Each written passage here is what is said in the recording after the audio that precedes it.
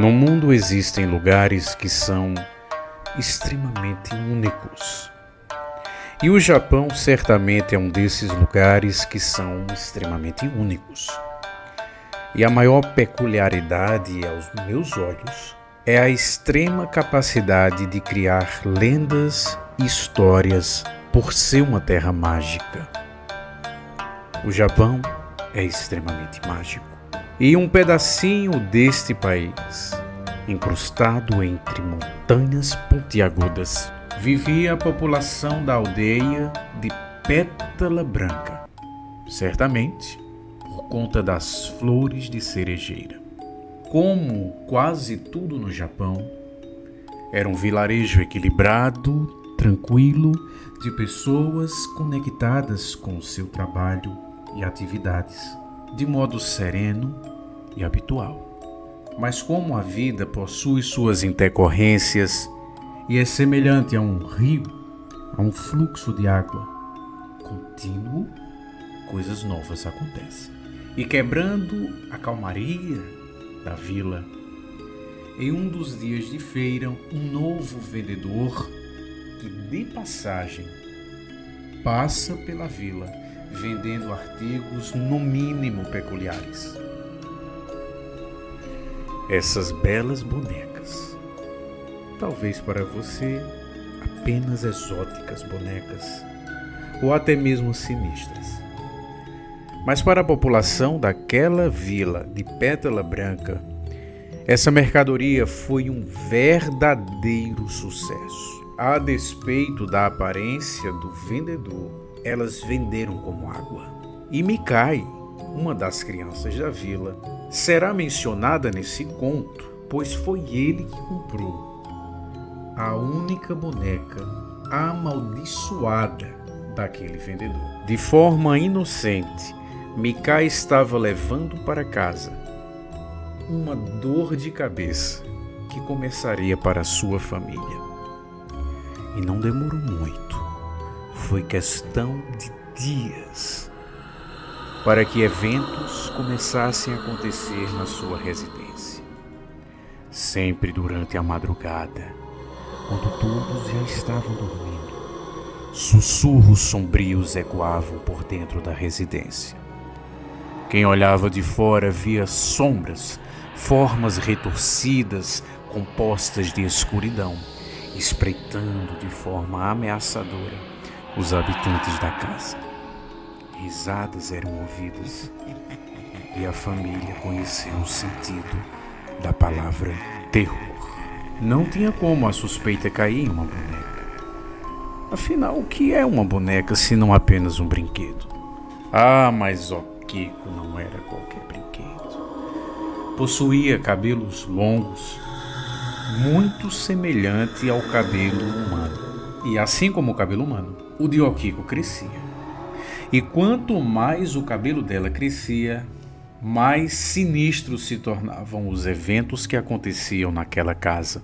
O primeiro a perceber foi Mikai, a criança que brincava com ela. Mas os seus pais não deram bola às reclamações da criança, que sempre insistia que o cabelo de Okiko estava crescendo. Após muita queixa e insistência de Mikai, seus pais resolveram cortar o cabelo da boneca. Tá vendo, filho? Está resolvido. Cortamos o cabelo de Okiko e você vai ver que ele não estava crescendo, é apenas sua criatividade infantil. Ah, não. Que pena para esses pais. Como estavam errados. O cabelo de Okiko continuou crescendo, crescendo e crescendo. E os eventos se tornando mais sinistros, mais ameaçadores. Agora os pais estavam convencidos, realmente aquela boneca não era uma boneca comum. Foi levada ao templo budista da vila. Os mestres se debruçaram sobre ela, pois imediatamente sentiram uma presença de um yokai, que nas lendas e cultura japonesa é o semelhante a um demônio na cultura ocidental. Mas sem conseguir resolver o enigma de Okiko, vários mestres, vindos de toda parte do Japão, se debruçaram sobre o caso da boneca e, sem solução, sem ritual que tivesse força para purificá-la, trancaram Okiko dentro do templo. Consideravam aquele templo sagrado, com capacidades de anular as forças ocultas da boneca. E mais uma vez se enganaram em relação a ela. E algumas vezes no ano, sem data, sem aviso prévio, o templo era tomado por uma escuridão densa, sombria e terrível. Monstros em forma de nuvem negra percorriam o templo devorando todos que estivessem pelo caminho. A voz e o sorriso de uma alma torturada ecoava pelos salões.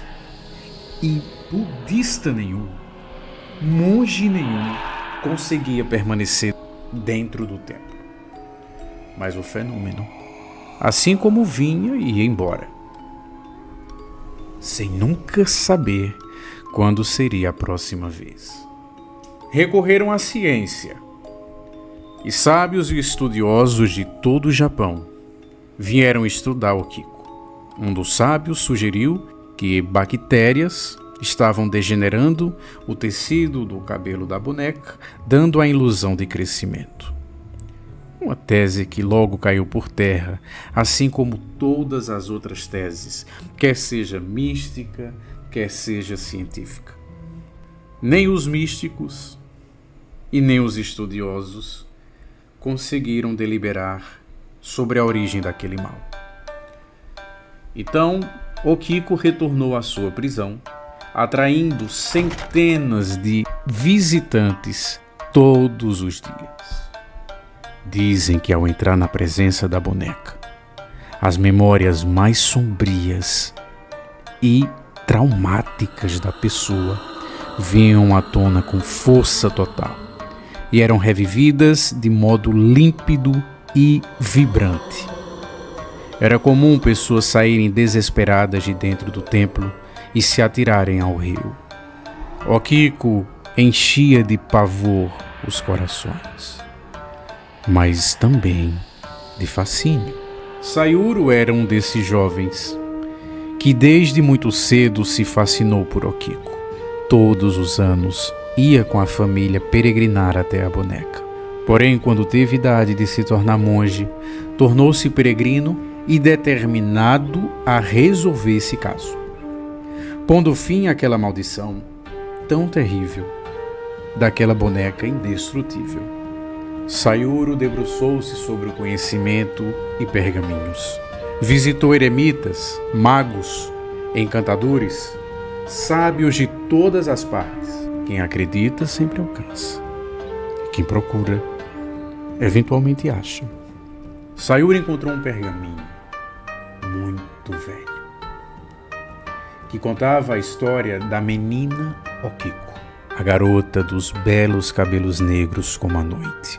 Okiko foi descrita no pergaminho como uma menina extremamente curiosa e aventureira, que adorava percorrer as florestas e investigar as grutas e as cavernas.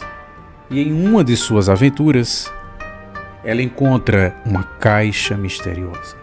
E aí o pergaminho se encerra, com uma pequena nota de rodapé, sendo apenas uma teoria do escritor, que o que continha dentro daquela caixa era um yokai, um espírito de um demônio, que de alguma forma enganou a menina fazendo um trato com ela, prometendo alguma coisa. Pois os eventos que vieram a seguir são terríveis. Okiko, ao retornar para a vila, amaldiçoava as pessoas, dando a elas pesadelos horríveis. Fazia brotar feridas purulentas na pele das pessoas e logo ela se tornou terrivelmente cruel e má. Impossível de conviver com a menina, que agora era vista como uma bruxa, Okiko foi expulsa, exilada, levada ao pico de uma montanha coberta pela neve. E em meio à solidão e o desespero, Okiko sucumbiu ao frio, que a venceu, transformando as antigas montanhas japonesas em seu túmulo. Mas o yokai que havia prometido imortalidade para ela, cumpriu. E como cumpriu? Porém da forma dele, que é uma forma muito peculiar.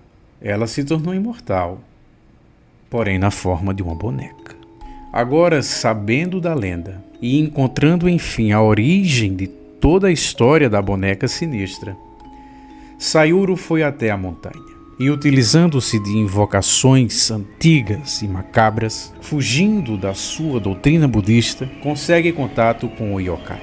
O mal do homem é a soberba. Por soberba ou por inocência, o monge acreditou que poderia convencer aquele espírito ao arrependimento e trazê-lo de volta à luz. E por dias conversou com o demônio. E assim ele fez, ano após ano, sempre retornando. E após algumas décadas, quem foi convencido foi o próprio monge Sayuri, que, envenenado pelas palavras do yokai, fecha um acordo pela imortalidade. E ao retornar, descendo pelas montanhas, o yokai o fez se perder. Então o monge, em desespero, fica em posição de meditação. O lugar que um dia foi túmulo para Okiko, agora era túmulo para o monge. E assim como a menina, o yokai cumpriu a sua missão. Cumpriu sua parte do acordo sujo e concedeu a imortalidade ao monge, que agora está aprisionado em um boneco, em algum lugar ignorado pelo mundo.